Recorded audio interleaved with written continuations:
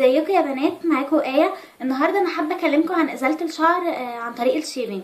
انا عارفه ان في ناس كتير بتقول انها بتقل الشعر والكلام ده، بس الكلام ده مش صح. الشعريه بتبقى مقصوصه عشان كده بتطلع ناشفه، لكن غير كده هي ما بتقلش الشعر ولا اي حاجه.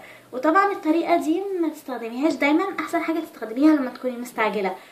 بس والوقت التاني استخدمي واكس او براون او سويت، اي حاجه انت بتريحك يعني، بس تكون بتشيل الشعر من الجذور. انا عايزه اقول لكم على طريقتي لازاله الشعر. الشعر بيطلع بعد منها ب3 ايام ولا حاجه.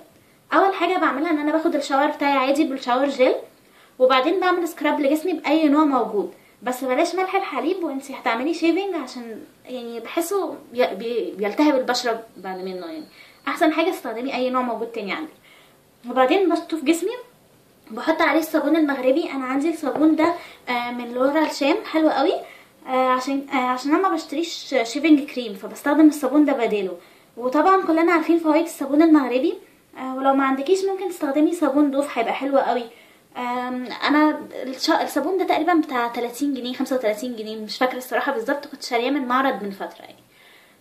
وبعدين وهو على جسمي بستخدم المكنه. عايزه اكلمكم بقى عن نوعين المكن. اول نوع انا جربته من جيلات. دي الكيسه تقريبا فيها 5 ب15 جنيه. دي مش حلوه خالص علشان شفرتها ما بتتحركش، الشفره دي ثابته. وكمان فيها شفرتين بس، لو شايفين موسين بس. فده ما بيشيلش الشعر القصير وما بتخليش الجسم ناعم. دي انا بستخدمها بتاع مرتين وبلاقيها عورتني ومتعجبنيش خالص. ما صحكوش طبعا انكم تجربوها. لكن تاني نوع عايزه اكلمكم عليه النوع ده العلبه فيها 3 ب30 جنيه.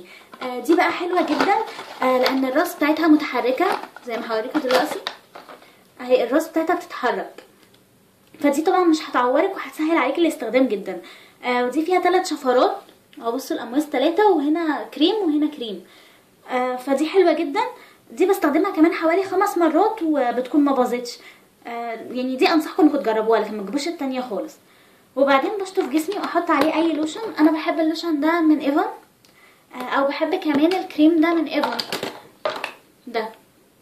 استخدمي طبعا اي واحد يريحك وخلاص، المهم انك ترطبي جسمك بعد الشيفنج. واخر حاجه عايزه اقول لكم عليها، اما تعملوا شيفنج للمنطقه الحساسه حطوا يوميا زيت زيتون كمرطب، علشان الشعر وهو بيطلع بيبقى ناشف فهيضايقكم. لكن لو حطيتوا زيت زيتون كده هيخف نشفانه شويه وهيبقى كويس معاكم.